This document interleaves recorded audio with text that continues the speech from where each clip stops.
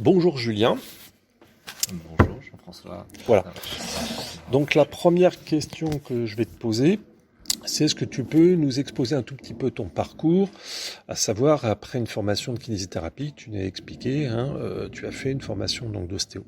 Donc, tu peux nous en dire un tout petit peu plus?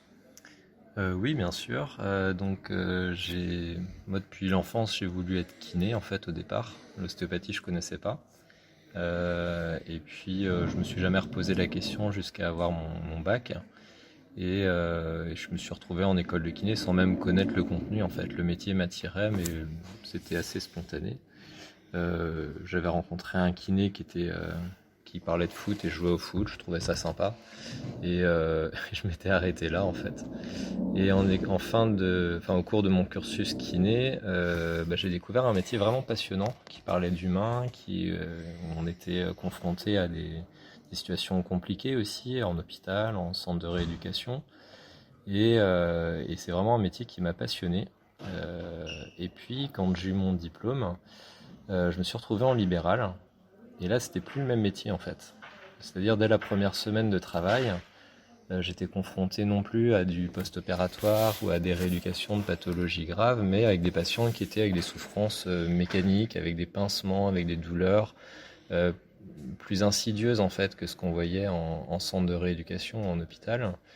Et là, j'avais l'impression d'être sorti avec les outils de l'hôpital, des centres de rééducation, mais pas du monde libéral en fait.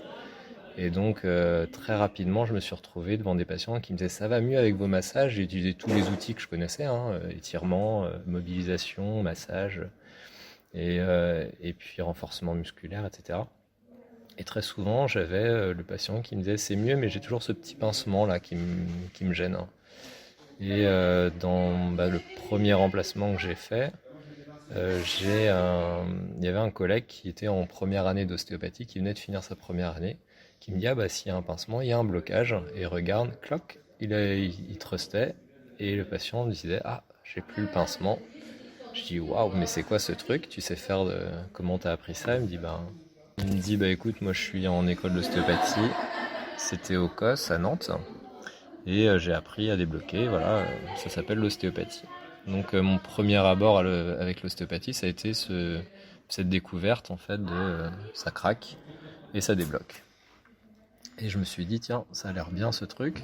J'ai regardé s'il y avait des formations en kiné qui permettaient d'apprendre à traiter l'aspect articulaire. Il y en avait sur 2-3 ans, etc.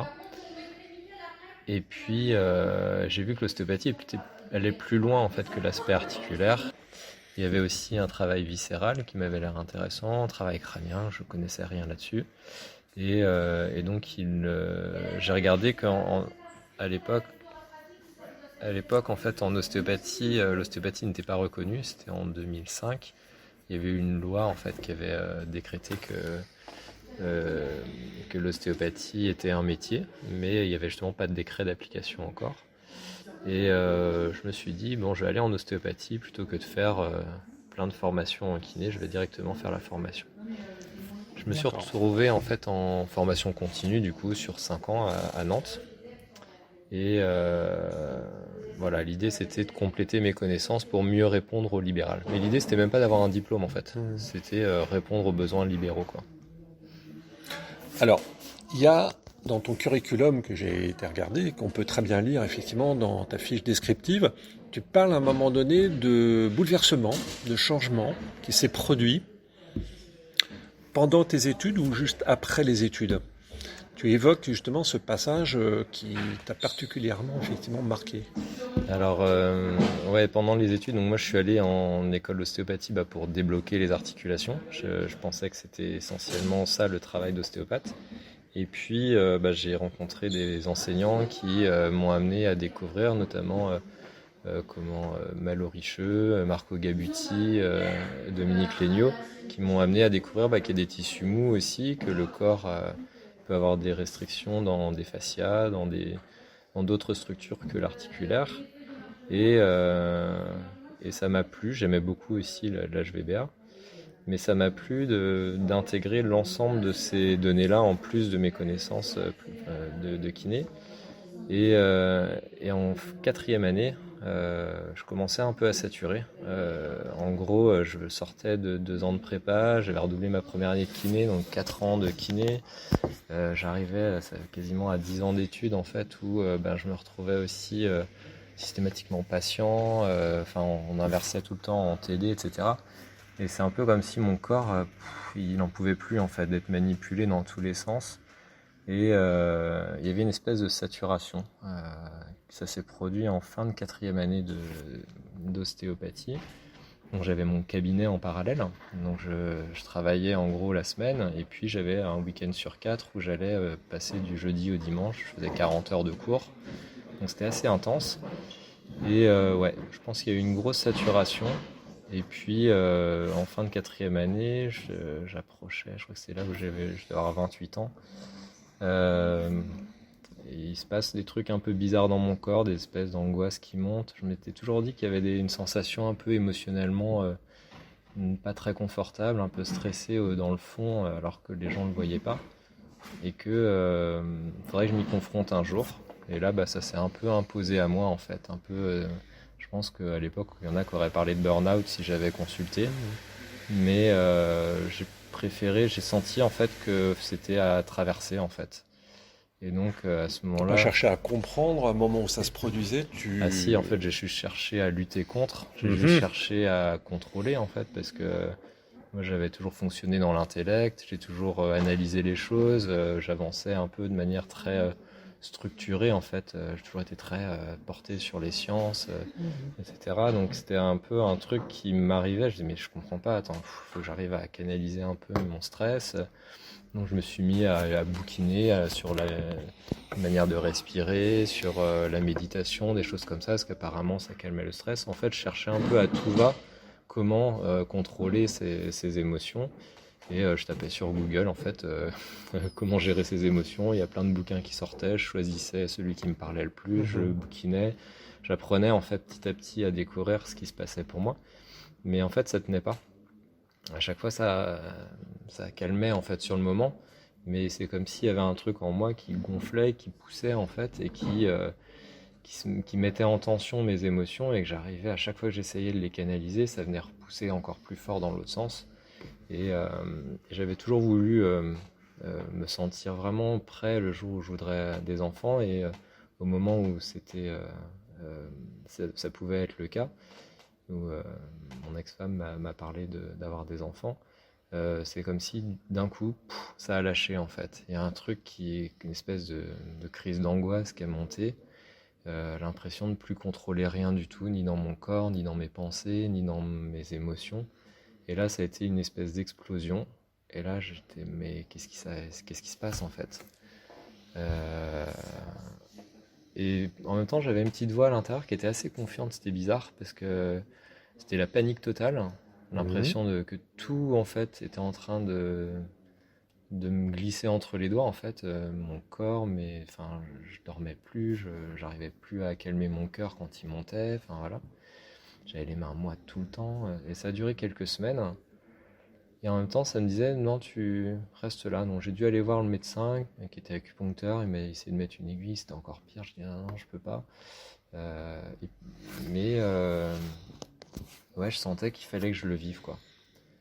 Et puis il y a un jour où, en rentrant chez moi, alors ce qui était bizarre à cette époque-là avant, c'est que quand j'étais tout seul que ça se produisait.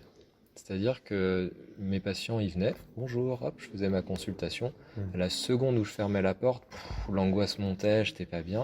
À la seconde où j'ouvrais encore la porte, après m'être lavé les mains, préparé, pour un nouveau patient, donc j'étais kiné à ce moment-là, ça allait. Donc tant que j'étais en relation avec les autres, tant que mon attention était à l'extérieur, ça allait. Dès que j'étais confronté à c'était en moi-même, miroir. ouais, c'était l'horreur, quoi. Bah, on était en train d'évoquer, je t'avais explicité à un moment donné, bon, on parle souvent dans une formation, il y a une transformation. Donc tu es en train d'évoquer des aspects effectivement qui peuvent apparaître. Il y en a qui sont conscients, d'autres pas conscients. Tout à fait. On l'a également chez nos apprenants actuellement. Tu parlais aussi de mentors importants, tu parlais de Conjo, Tricot, Ducou, et ainsi de suite. Et effectivement, on avait dit à un moment donné que c'était surtout du compagnonnage, l'ostéopathie, surtout en France, telle qu'elle avait été élaborée.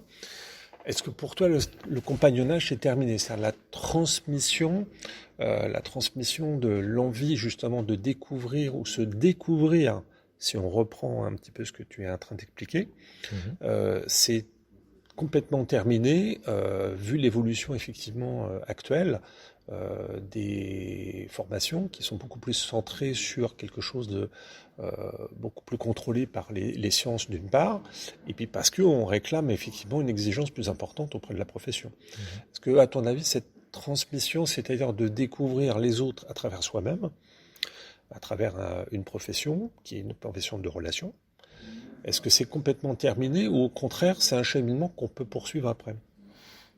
Non, pour moi, ça peut pas se terminer. On parle d'humain, on parle de, ouais, de sensibilité, d'émotionnel aussi, en fait. La science, elle regarde beaucoup l'aspect mécanique, la reproductibilité, en fait, les sécrétions chimiques, etc., les conductions nerveuses. Mais elle intègre aussi les dimensions maintenant biopsychosociales, mais en fait, cette notion de relationnel, je sais pas comment dire, d'atome crochu avec telle ou telle pratique ou avec telle ou telle personne, ça, c'est difficile à expliquer, je pense, par la science. Et, euh, et on a toujours plaisir à être avec certaines personnes et plus qu'avec d'autres, ça paraît très humain. Et donc, naturellement, on va être attiré vers certains mentors, vers certaines personnes qui nous inspirent. Euh, à l'époque où j'ai eu cette déchirure intérieure, on va dire, cette ouverture, je dirais même plutôt, j'étais seul, très seul, et ça s'est ouvert très brusquement en fait. Il y a eu ce truc qui s'est un jour où je sais pas, je me suis assis, je dis bon bah vas-y en fait, l'angoisse maintenant monte, viens, explose tout en fait, tu peux me tuer, tant pis. C'est un peu comme si j'acceptais de me laisser mourir de mon ancien fonctionnement et que, à ma surprise, tout s'est ouvert en fait. Je sais pas comment décrire, mais il y a un truc qui s'est réveillé un peu à ce moment-là. Des barrières qui sont tombées. Et en fait, voilà, c'est juste des barrières qui sont tombées. Et justement, là où je vivais de manière très enfermée, en fait, donc je prenais les informations, mais de manière très centripète, vraiment vers moi. À partir du moment où il y a eu cette ouverture, c'est comme si je découvrais qu'il y avait un monde aussi autour de moi qui existait et les sources d'inspiration pouvaient être visibles en fait. Mhm. Donc j'ai mis du temps avant d'aller chercher justement un mentor. En fait, j'en cherchais pas vraiment, mais j'ai un peu l'impression d'avoir erré pendant un temps. C'était calme, très calme en fait à l'intérieur de moi. J'ai pas trop compris ce qui s'est passé. J'ai fini mes études et tout, et j'avais pas envie en fait d'aller réalimenter l'intellect. Et donc j'avais plutôt besoin de solitude. Jusqu'à un moment où, quelques années plus tard, j'ai lu un livre de Bruno Congeot, et en fait je me dis ah génial, hein. Tout ce qu'il disait résonnait en fait. Il parlait en fait de manière très simple, très synthétique, de choses qui pouvaient, j'ai envie de dire, modéliser ce qui m'était arrivé aussi. Et j'ai eu envie de le rencontrer, je lui ai écrit et il m'a répondu assez rapidement et j'ai fait sa première formation et voilà. Et depuis, pour moi, c'est un peu comme un guide en fait, mais comme tous les guides, l'idée n'est pas de se calquer à l'autre, c'est de prendre l'information qui résonne pour nous et de laisser à lui ce qui appartient à lui en fait, de lui laisser ce qui lui appartient. Et en fait, je pense que quand on reste dans cette ouverture, on peut enfin se construire d'une manière unique, mais en s'inspirant en fait de compagnons de route qui viennent, j'allais dire presque être des petites parties qui continuent d'exister à travers nous. On parle souvent de Pierre Tricot et moi je ne l'ai pas rencontré. Mais en fait, j'ai beaucoup de personnes qui m'ont inspiré et qui ont travaillé avec lui. En fait, eh ben, j'ai l'impression de le connaître quand même un petit peu. Mm. Et quand je fais des choses, des fois, on me parle de lui en fait à travers des gestes que je fais ou des mots que j'utilise, alors que en fait, bah, finalement, il y a eu des filtres entre-temps. Mais il a laissé du Pierre Tricot en fait chez beaucoup de personnes et Bruno Congeot également en fait. Ouais, pour Alors moi, il y a ça. justement, tu parles de ces gens qui ont accompagné des générations d'ostéos. Mm. Toi-même maintenant tu accompagnes parce que tu es enseignant déjà depuis pas mal de temps effectivement à l'école de Ouais, Rennes, c'est bientôt à Lorraine. c'est la 10e année. Ouais.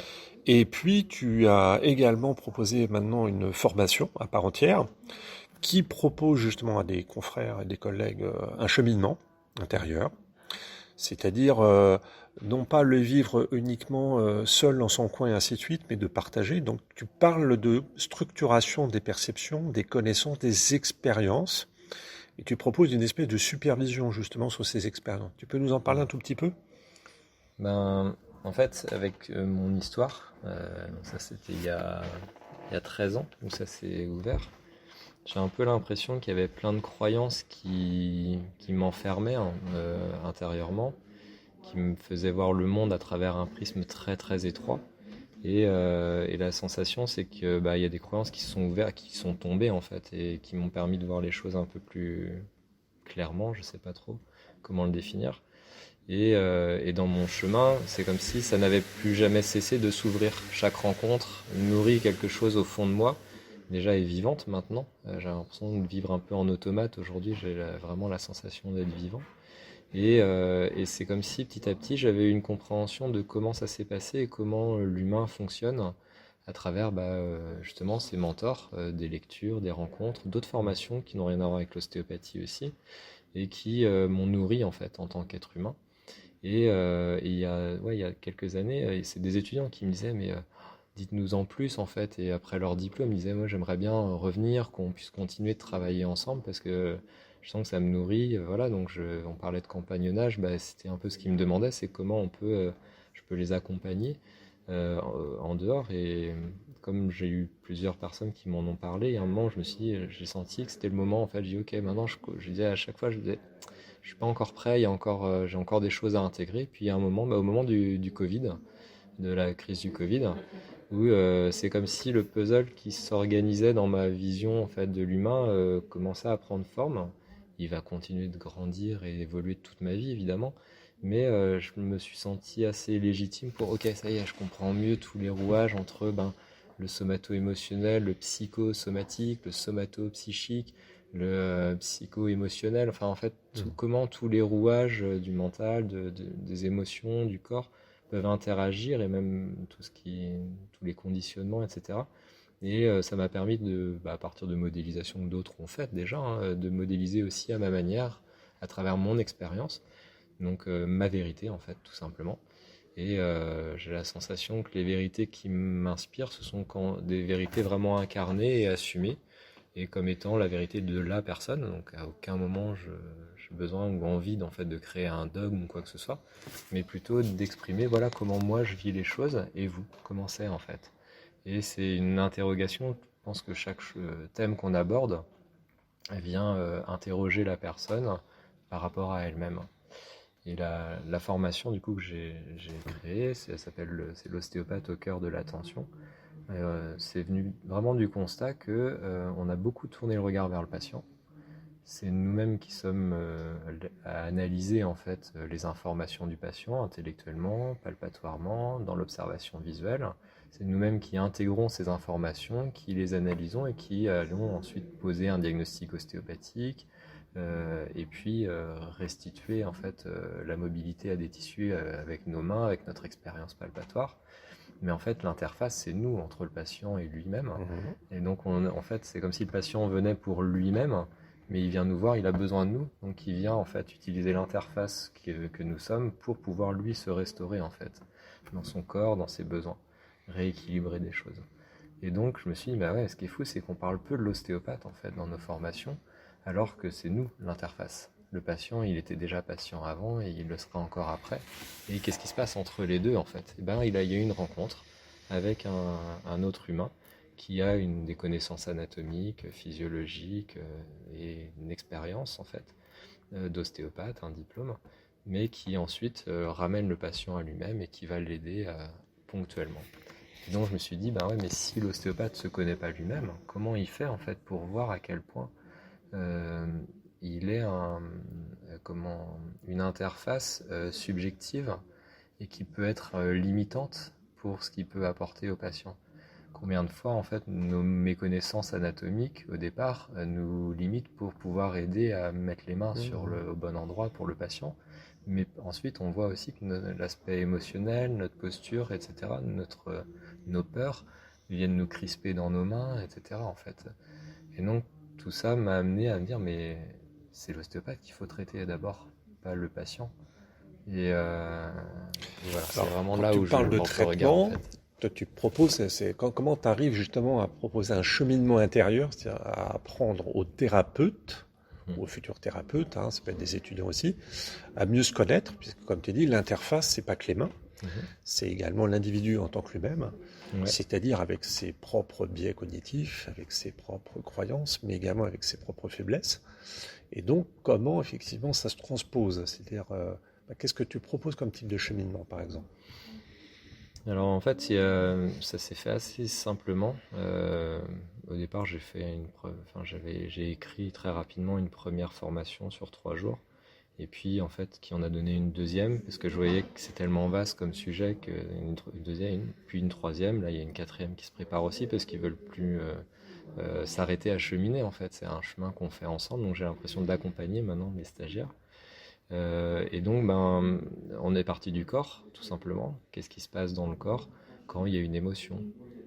On va en fait se rencontrer la manifestation physique de l'émotion, et puis on va apprendre à nommer. C'est-à-dire que un enfant, quand il pleure, on lui dit ah ouais, c'est de la tristesse que t'as en fait. Et si on vient pas nommer ça, en fait, il est incapable de savoir que les autres appellent ça tristesse. Et finalement, on se rend compte que la tristesse, elle est universelle en fait, quelles que soient les cultures. Et la colère, c'est pareil, qu'est-ce que j'en fais? Combien d'enfants ont entendu en fait, tais-toi, c'est pas beau la colère, alors que c'est totalement humain. Et qu'est-ce que je fais en fait face à une colère? Comment je la vis concrètement? Et comment est-ce que j'ai pu la réprimer aussi? Parce que dans l'éducation, telle qu'on l'a reçue la plupart d'entre nous, la colère, elle n'a pas été accueillie d'une manière physiologique, elle a été réprimée. Mhm. Donc on a mis des barrières en fait, même au niveau de notre cerveau, pour canaliser ça, et pourtant le système limbique continue en fait d'en souffrir. Et donc l'idée pour moi, elle a été d'abord de réouvrir en fait des barrières que les ostéopathes, les humains en fait tout simplement, se sont mis face à certaines émotions, parce qu'on n'a pas les mêmes problématiques en fonction de en fonction de nos expériences de vie, et de les mettre en lumière en fait, mettre en conscience. Et puis j'utilise différents outils en fait. C'est un petit peu comme en écoute tissulaire, le fait même d'être en écoute Mhm. consciente, à l'écoute de l'autre. Déjà en fait, il y a quelque chose qui permet à la personne de vider son sac. Je compte plus maintenant le nombre de patients qui, en rentrant dans mon cabinet en fait, et ils ont le sourire, ils ferment la porte, ils me regardent, et puis ils se mettent à pleurer. Ils disent mais je comprends pas, ça allait très bien, et là je vois que en fait il y a de la tristesse qui veut sortir. Et moi j'ai rien dit en fait entre les deux, mais par contre je suis complètement disponible à eux. Il y a une vraie écoute, et là en fait ils peuvent déjà Tu étais dans la vidanger en proposition fait. déjà qui Exactement. Ma initiait main le est cheminement. tendue en fait, et C'est c'est eux ça, qui la saisissent, c'est ça. et celui qui ne veut pas la saisir, il la saisit pas, et c'est parfait aussi en fait. Mhm. Donc par contre là, mon approche, elle n'est pas du tout intrusive Mhm. ou directe. Si on prend elle va toujours être d'une manière indirecte si on prend la sémantique plutôt ostéopathique. On va pas les forcer en fait des choses à sortir ou à s'exprimer. Par contre, on va nommer en fait ces choses, on va observer, Mhm. et c'est à chacun en fait de faire son chemin. Mhm. Donc c'est pour ça que je prends des petits groupes d'ailleurs. Je prends 12 personnes sur les premiers niveaux, et après 10. Parce que j'ai besoin en fait, il y a une espèce de dynamique de groupe, un besoin, c'est marrant, chaque groupe a un peu des besoins qui se ressemblent, et puis j'ai besoin d'être disponible pour chacun aussi en fait. On parle d'émotions, c'est assez intime, ça me paraît même plus intime que quand on se met en sous-vêtements en fait, Mhm. en tant que patient. Et voilà en fait, j'accompagne par évidemment l'écoute. Je mets des conditions qui permettent aussi en fait au groupe, dans la bienveillance, de s'entraider. J'utilise la méditation, j'utilise des petits exercices en fait de découverte un peu de tout ce qui est moins palpable, moins visible en fait dans le corps, mais qu'on ressent tous, mais Mhm. qu'on n'arrive pas à nommer en fait quand on est tout seul.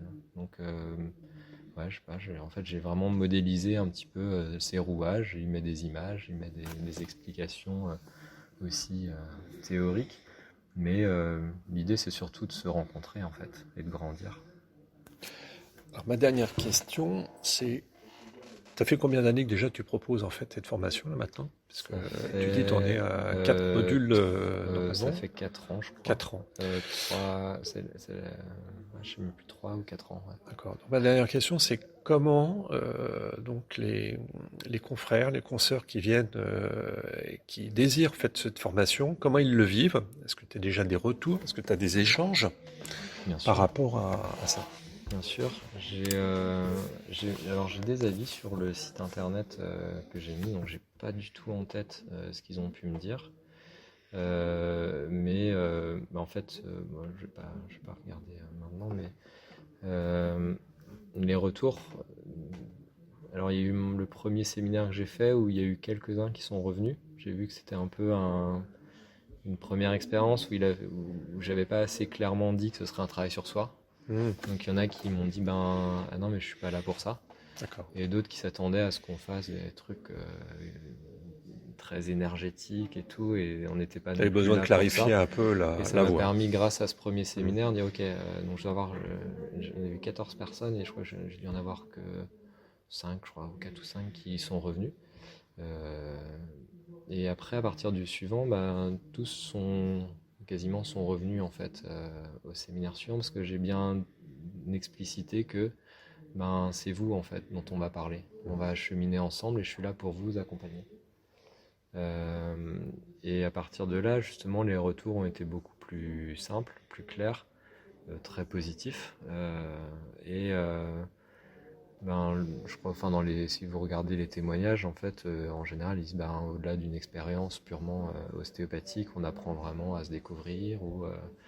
Enfin voilà, j'ai beaucoup de remerciements, de remerciements parce que c'est un vrai espace où on est tous au même niveau en fait. À aucun moment je me positionne en sachant parce qu'en fait plus j'avance et plus je vois que je sais pas grand chose. Par contre je peux exprimer comment je vois les choses de là où je suis et puis chacun vient exprimer de là où il est. Et évidemment comme j'ai ce cheminement quand même intérieur et qui continue, hein, ça ne s'arrête pas et que je continue de l'explorer, de le faire grandir, eh bien c'est un peu, je tiens la main à des personnes qui ont les mêmes obstacles à traverser en fait, ou des obstacles qui ressemblent parce qu'ils sont tous évidemment uniques. Les retours sont plutôt chouettes en fait. C'est ce qui me, à la base je voulais faire juste 2 niveaux, puis en fait j'ai vu qu'en fait sur 2 séminaires de 3 puis 4 jours, j'avais pas dit grand chose sur ce que je pouvais apporter. Et puis j'en ai fait un troisième que j'ai fait là cette année. Il fallait d'abord que ça passe par l'expérientiel, déjà. Ouais. Que les gens. Voir Mais déjà si ça résonnait en fait. Je me disais mais ouais, est-ce que les gens sont prêts, bah, les ostéos sont prêts à est-ce travailler que en justement, est-ce que conscience les ostéos sont prêts à comprendre qu'il y a besoin d'une analyse de pratique et en mm. plus une analyse personnelle? Il y a bien Mm. d'autres professions qui Qui font des remet en analyses, question. on Bah est bien oui. d'accord. Mais est-ce qu'ils ont pleinement conscience que le toucher, moi qui ai rencontré énormément de psychologues, de psychothérapeutes en cabinet, il me dit on fait le même métier, hein. Bien sûr. On est Et tous donc, thérapeutes en fait. nous avons besoin, nous aussi, justement, d'évaluer ou de pouvoir apprécier à quel point, effectivement, cette interface dont tu parlais joue un rôle important. Maintenant, ma toute dernière question, est-ce que tu crois que ça peut être intégré dans la formation initiale? C'est-à-dire de faire prendre conscience à des jeunes qui, eux, vont déjà découvrir le métier. On va Mhm. parler toute la journée, mais de prendre conscience qu'effectivement, ça va transformer un certain nombre de perceptions qu'ils ont à la fois du monde et de leur propre monde intérieur, Mhm. ou est-ce qu'il faut laisser mûrir tranquillement et que les questions viennent petit à petit au fur et à mesure? Pas nécessairement précipiter les choses. Alors, j'aime beaucoup ta question parce que elle me fait sourire parce que j'ai eu notamment trois enseignants de l'école qui sont venus faire ma formation et l'un d'entre eux en fait qui fait plutôt du musculo-squelettique alors que moi j'enseigne le myofascial. Et après la formation, il vient me voir, je le vois tout comme un enfant. Moi, je suis très joyeux aussi et j'aime beaucoup ce retour à l'enfance. Et il me fait mais c'est génial en fait, mais faut que tu leur dises à tous, faut que tu leur expliques, c'est super chouette et tout. Et je le regarde et je dis mais tu sais, mais qu'est-ce que tu crois que je fais depuis 5 ans? Parce que ça faisait... En fait, je fais rien de plus que ce que je fais aussi en séminaire, en cours. Enfin, voilà, sur le fond. Et, euh, Et c'est juste que maintenant tu peux voir ce que je fais. Tu le voyais pas avant en fait, alors que je faisais la même chose. Mhm. Et c'était rigolo parce que je le voyais, il me dit ah mais ouais je lui ai dit ça à l'étudiant et en fait je l'ai ramené à lui. Et qu'est-ce que ça a fait? Ah bah il dit ah mais c'est génial. Je dis bah tu vois t'es en train déjà de transmettre ce que t'as découvert pour toi. Et c'est l'idée aussi de former des ostéos en fait parce qu'ils voient des patients je vois aussi le fait que l'ostéo voit plein de patients, donc ce qu'il intègre pour lui, il peut le diffuser aussi, le faire découvrir à beaucoup de personnes. Et c'est l'idée des formations d'ailleurs. Et donc je pense que je le mets déjà en fait en formation initiale parce qu'on parle pas comment dire, d'un cours à apprendre, d'une manière de faire à apprendre. C'est d'un regard qui se tourne dans une nouvelle direction, c'est-à-dire non plus vers l'extérieur, mais vers l'intérieur aussi. Et on devient libre en fait de porter l'attention vers l'intérieur comme vers l'extérieur, et non plus comme moi je l'étais au départ et jusqu'à mes 28 ans, bloqué à tourner le regard uniquement vers l'extérieur et incapable de le tourner vers l'intérieur en fait. Donc ben oui, moi enfin il n'y a pas une année où j'ai pas des étudiants qui font des crises d'angoisse, des choses comme ça, et où je suis avec eux en fait, je suis présent, que ce soit en clinique ou même des patients, des libérations qui se font en clinique. On continue de faire les mêmes techniques, mais on intègre le fait qu'il y a une autre dimension que l'aspect purement physique. Et c'est très rassurant en tout cas. Moi j'aurais aimé le savoir plus jeune, ça m'aurait beaucoup rassuré. Il est jamais trop tard. Merci beaucoup, Julien. Avec plaisir.